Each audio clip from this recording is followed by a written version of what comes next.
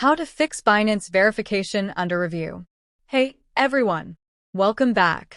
In today's tutorial, I'll show you how to fix the issue when your Binance verification is stuck under review. Let's get started. First, open the Binance app on your phone or visit the Binance website on your computer. Tap on your profile icon at the top left corner to access the settings. Next, tap on Verifications to see the current status of your verification process.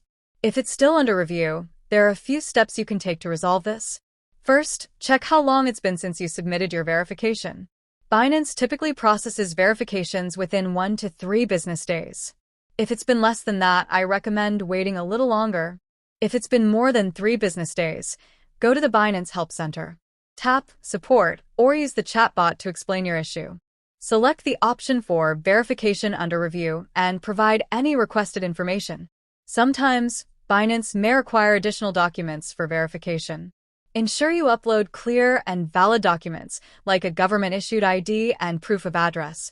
Once you've contacted support or uploaded additional documents, Binance will review your case. Be patient, as it might take some time. That's it. Hopefully, this helps you fix the Binance verification under review issue. If you found this video helpful, don't forget to like, share, and subscribe for more helpful tutorials. See you in the next video.